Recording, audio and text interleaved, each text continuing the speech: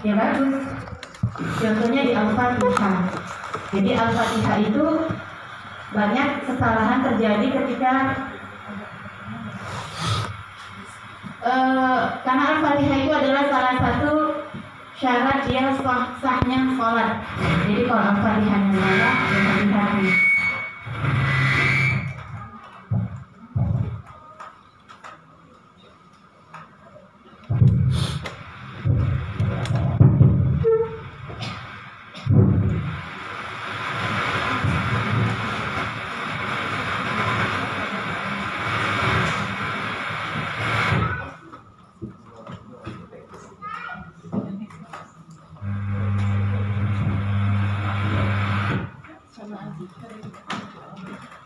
Kalau nggak pakai mic nggak dengar ya.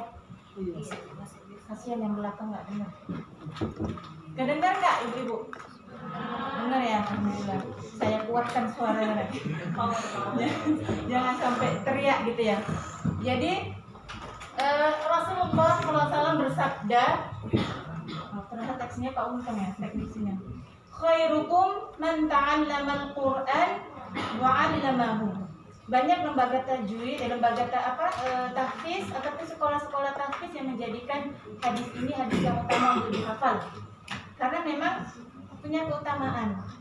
Khairukum, yang sebaik-baik di antara kalian, bukan kalian ya, kita termasuk saya. Sebaik-baik di antara kita adalah man ta'allamal Qur'an, orang yang belajar Al-Qur'an wa 'allamahu, dan orang yang mengajarkannya.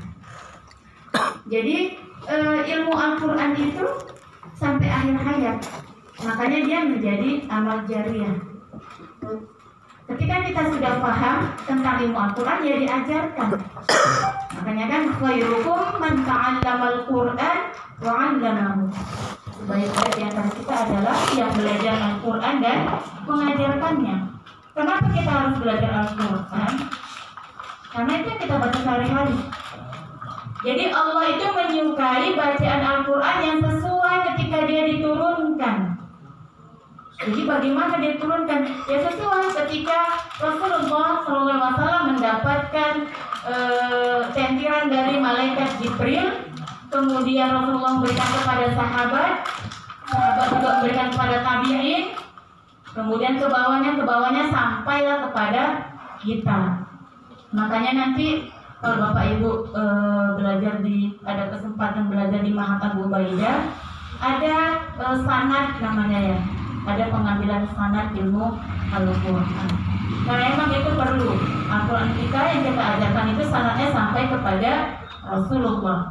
Jadi qiraah yang kita pelajari ini, qiraah Imam Asim dari riwayat Imam Hafs, itu berjarak dua orang, sanadnya sampai kepada Rasulullah. Yang pertama itu di atas Imam Asim itu adalah Abdullah Abi Abdurrahman. Di atas beliau adalah Ali bin Abi Thalib. Kemudian Ali langsung kepada Rasulullah Shallallahu Alaihi Wasallam. Jadi kalau kemarin saya belajar di Mahat, ustazah saya itu memiliki sanad ke 32 dari Rasulullah. Dan itu tidak sembarangan dikeluarkan sanadnya. Artinya emang melalui beberapa proses supaya bisa dikeluarkan sanad. Dan juga tidak juga menjadi satu kebanggaan sudah bersanad. Kalau emang tidak kita bisa mengamalkan dalam kehidupan sehari-hari dan mengajarkannya. Karena kan Bapak Ibu ini profesinya sebagai guru, jadi menjadi amal jariah Bapak Ibu mengajarkan Al-Quran kepada anak-anak. Jadi saya membuka kelas tahsin di rumah, tapi saya khususkan ibu-ibu rumah tangga dan guru sebenarnya awalnya. Ada satu pesertanya itu orang tua dari anaknya di Al-Fitiyah. Dia pernah komplain, kenapa ya Bu di Al-Fitiyah anak-anak nggak diajari begini? Karena ketika saya dengarkan itu banyak yang salah bacaannya. Saya bilang sabar ya Bu, mungkin yayasan lagi proses memperbaiki bacaan gurunya. Karena emang saya ingat dari 4 tahun yang lalu, memang dari masa Pak Latif yang menghubungi saya, kemudian Pak Bagus waktu wakil ketua yayasan ya, Pak Bagus, kemudian Pak Henry 2 tahun yang lalu, akhirnya kemarin Pak Henry lagi yang menelpon saya. Jadi ada beberapa komplain dari orang tua. Ya karena setelah dia belajar dia paham ketika dia mengecek bacaan anaknya ternyata banyak yang salah. Jadi mudah-mudahan ini menjadi wasilah saya dan kita semua untuk memperbaiki bacaan kita pribadi terutama, dan kita mengajarkannya kepada orang lain. Karena kan profesi Bapak Ibu adalah seorang guru. Jadi yang Bapak Ibu ajarkan juga emang harus yang benar, insya Allah. Tapi apakah ini instan? Tentu tidak. Tentu tidak. Butuh proses. Tapi insya Allah kalau Bapak Ibu yang betul-betul memang bersungguh-sungguh dalam latihan, insya Allah dia akan cepat perubahannya. Insya Allah. Apalagi dalam rangka memperbaiki makhraj. Biasanya lama itu memperbaiki makhraj. Dari yang kita biasa pakai H, contohnya ketika kita mengatakan al-ha, seharusnya alhamdulillah. Biasa kita alhamdulillah. Selesai makan kan, alhamdulillah udah kenyang. Itu kan pakai H-nya salah. Seharusnya alhamdulillah. Itu hal kecil. Al-ha. Jadi ha itu ada dua kan. Nanti kita bahas di makharijul huruf. Kita lanjut. Kenapa kita mesti belajar ilmu tajwid? Karena kita supaya terhindar dari kesalahan atau lahan. Ada dua kesalahan dalam ilmu tajwid. Yang pertama adalah al-lahnul jali, kesalahan nyata.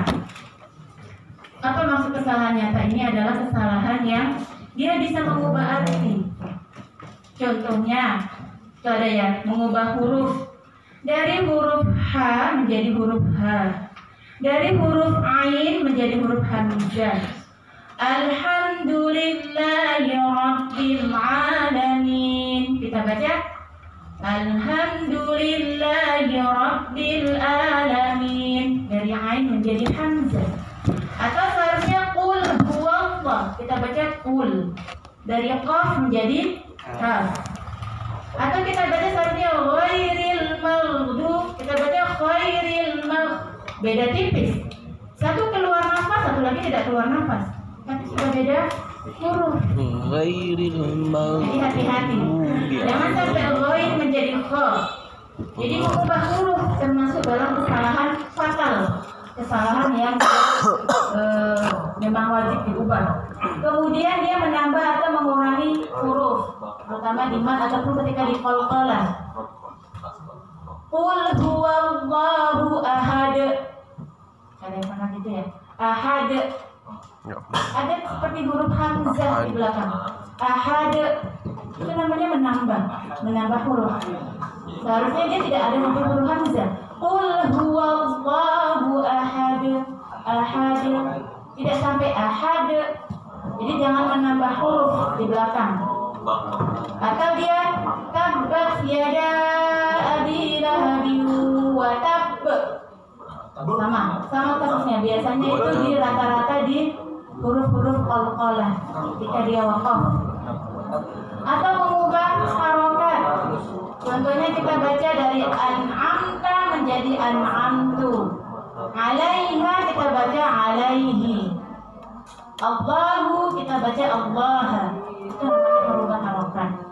Jadi itu adalah kesalahan jali yang dia secara hukum jika dilakukan dengan sengaja maka hukumnya haram, tidak boleh ya.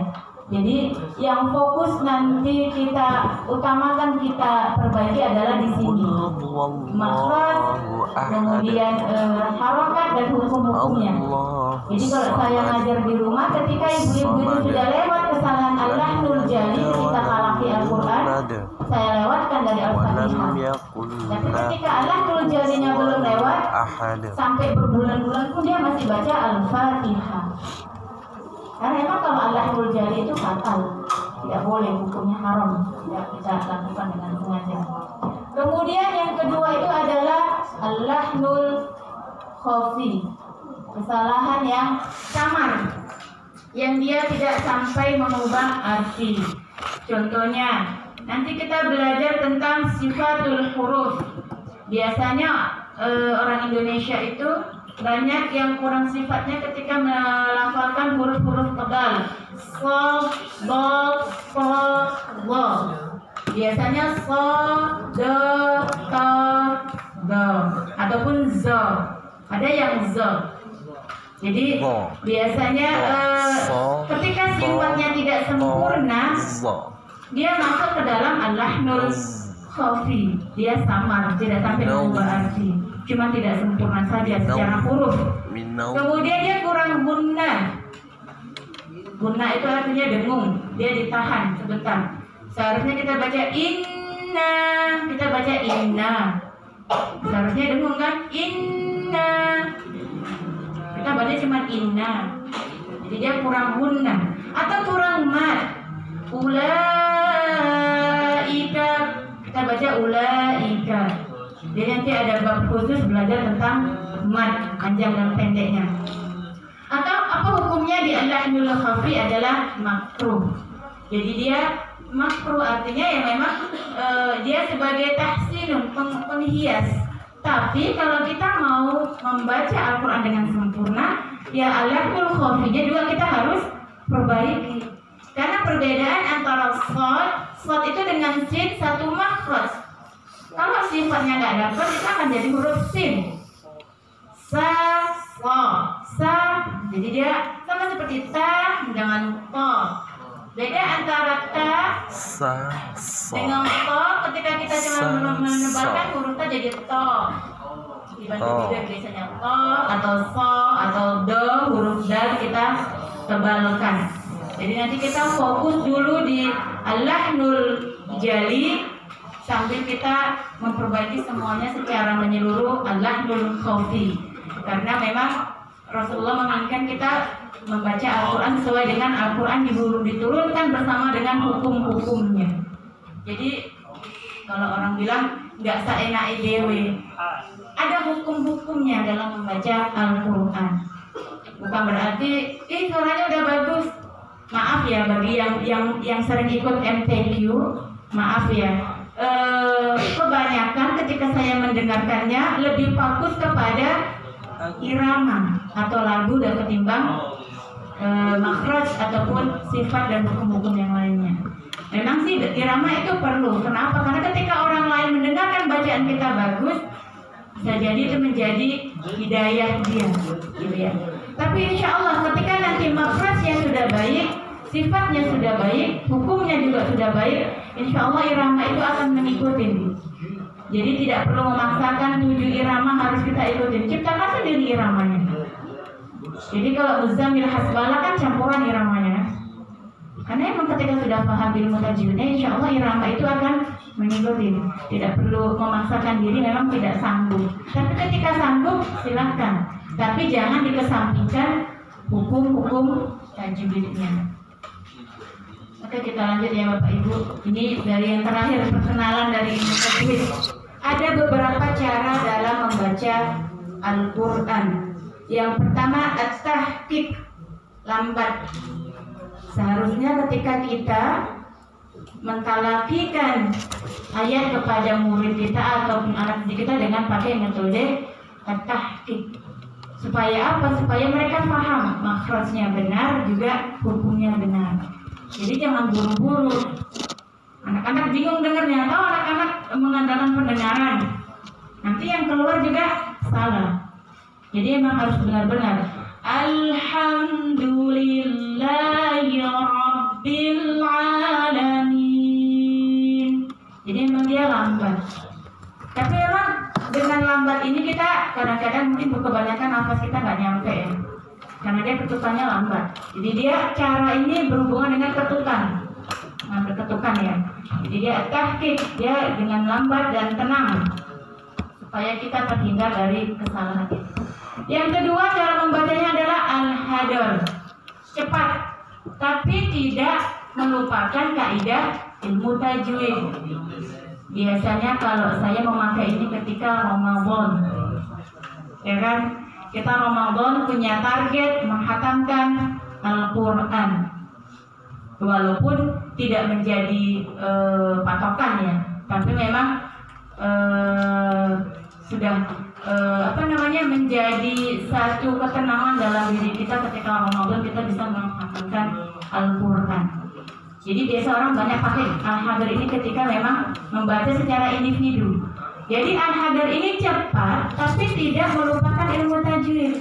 Kadang orang begini ketika di rumah. Bismillahirrahmanirrahim. Alhamdulillahirabbil alamin. Arrahmanirrahim. Maliki yaumiddin. Iya. Jadi hukum-hukumnya tidak jalan. Ketika mau cepat, hukumnya jalan. Bismillahirrahmanirrahim. Alhamdulillahirabbil alamin. Arrahmanirrahim. Tetap. Makhraj dan hukum yang lain terjalan. Cuma ketukannya aja. Jadi dia bedanya itu di ketukan. Kalau lambat ya ketukannya lambat. Sudah ketukannya. Kalau mau cepat ya kita cepat. Tapi kalau kita nggak mampu cepat, ketika mau belajar jangan pakai al-hadar. Biasanya belepotan, banyak yang salah makhrajnya. Pakai saja. Kalau nggak sanggup kita pakai yang at-tahqiq, yang awal kita pakai yang ini. Biasanya pakai yang ini. Takwid. At-tadwir. Pakai cara pertengahan. Tidak terlalu lambat, juga tidak terlalu cepat. Alhamdulillahi rabbil alamin. Ar-Rahmanir-Rahim. Saya rasa nafas kita sampai lah ya. Kalau dia pakai yang pertengahan, insya Allah. Apalagi kalau dia punya nafas yang panjang, silakan pakai metode at-tahqiq, lebih lambat. Kalau saya sih memang dia lebih mendalami sih. Selain kita membaca, kita bisa mendengarkan bacaan kita, insya Allah akan lebih terenung dalam hati kita bacaan kita. Tidak sekedar lewat, cuma sekedar melafalkan tanpa kita renungin ya, insya Allah ya. Oke, kelas untuk pengantar ilmu tajwid. Kira-kira ada yang mau didiskusikan Bapak Ibu, silahkan. Gak ada yang kurang jelas atau sudah sangat jelas? Jika ada yang mau menambah silakan ya. Saya fokus tadi di ketika pembahasan tentang kesalahan samar. Jadi dalam kopi salah satu apanya kurang mat diantaranya ya. Tadi saya mencontohkan ketika kita membaca yang panjang seperti ulaika, itu tidak sampai mempengaruhi arti itu masih terkategori kesalahan ringan. Yang mau saya tanyakan, itu kan salah satu mat wajib ya, dimana kalau wajib berarti artinya harus gitu. Lalu bagaimana dengan penempatannya, tapi dia masuk ke dalam kesalahan yang sama? Mohon Langsung kita jawab ya satu pertanyaan. Jadi memang kenapa dia masuk ke dalam kesalahan sama seperti yang tadi? Karena memang dia tidak mengubah arti sebenarnya. Tapi kalau yang namanya wajib kan wajib panjang. Makanya kan kita perlu belajar. Ya kan? Makanya saya bilang kalau mau sempurna bacaan Al-Qur'annya, yang al-lahnul jadi dan khofinya memang harus diperbaiki. Jadi memang dia wajib minimal 4. Kalau dia itu kan namanya ulaika itu kan mat wajib mutasil, minimal 4. Bisa 4, bisa 5, bisa 6, tergantung paham apa kita. Kalau Rasulullah mencoba 4. Cuma terkadang kita banyak karena kita mungkin belum paham, kita nak buru-buru. Ada yang 2, ada yang 3. Ada yang kalau misalnya Qorik biasanya yang dia ikut NTQ bisa sampai 7 atau 8. Anggap nafasnya. Tapi tidak sesuai dengan kaidah tajwid. Makanya kenapa dia masuk al-lahnul khafi? Ya karena dia tidak mengubah maknanya. Tapi secara keseluruhan kita wajib menerapkan hukum-hukum tajwid dengan benar. Makanya yang kita pelajari bareng-bareng, hukumnya mana yang harus panjang, mana yang boleh pendek. Sama seperti yang Pak Yandi tadi bilang, ketika kita mengajarkan anak abata, itu ada 2 harokat loh. Seharusnya abata, bukan memang enak lagunya, dengarnya pun enak, anak-anak mungkin lebih enak dengarnya. Abata, itu ada 2 harokat. Secara hukum tidak benar, salah. Seharusnya kita ngaku abata jahal. Itu ya Pak ya. Oke, Oke. Ada lagi? Ya. Ingin bertanya tentang masalah wakaf tadi. bukan wakaf, qalqalah. Oh, qalqalah. Nah, kan tidak boleh ada seperti hamzah kan. Jadi bolehlah dicontohkan misalkan surah Al-Falaq, kemudian yang tabat tadi yang betulnya kayak mana, kemudian yang ada wakaf, yang ada qaf, yang tasdid tapi di wakaf gitu. Itu tolong saja supaya kami paham juga. Sebetulnya saya mau mencontohkan, tapi kita mengejar waktu sebenarnya. Itu nanti ada di talaqi, Pak. Jadi kita sudah sepakat dengan Pak Henry. Memang memperdalam ilmunya ini di talaqi. Karena kalau nggak talaqi nggak akan sempurna. Karena belajar yang paling baik adalah dengan cara talaqi, dengan lisan ke lisan. Bagaimana lisan kita, guru kita mengajarkan istilah kita. Jadi kalau sekedar tadi ya, kalau tadi dibilang gimana kalau dia di akhir wakaf kita ada qalqalah yang ditasydid. Ada sebagian ulama mengatakan itu adalah qalqalah akbar. Ya kan, qalqalah akbar. Dia lebih pantulannya lebih terasa. Ya. Contohnya di Al-Haqqah. Ada sedikit menghentakan Al-Haqqah. Ada itu enggak terakhir ya. Itu tasdid aja. Apa ya surah yang dia Tabat yada ya. Tabat yada. Dibayar. Ya. Ya ayat 1 ya dibayaran. Tabat yada abi lahabin wa tab.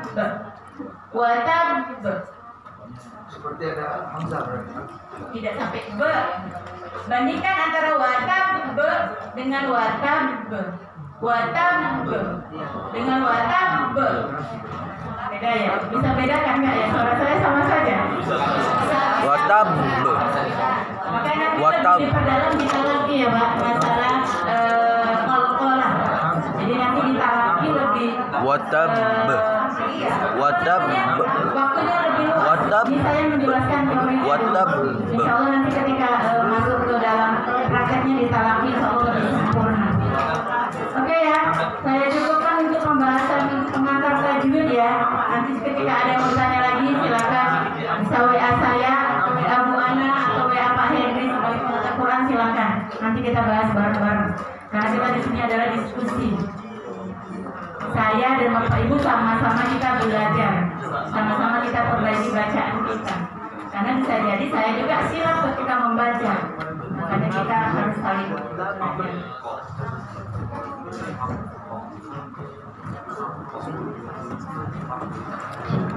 Ya, terima kasih kepada Bu Mardi yang sudah membawakan materi 1 ya dari pengantar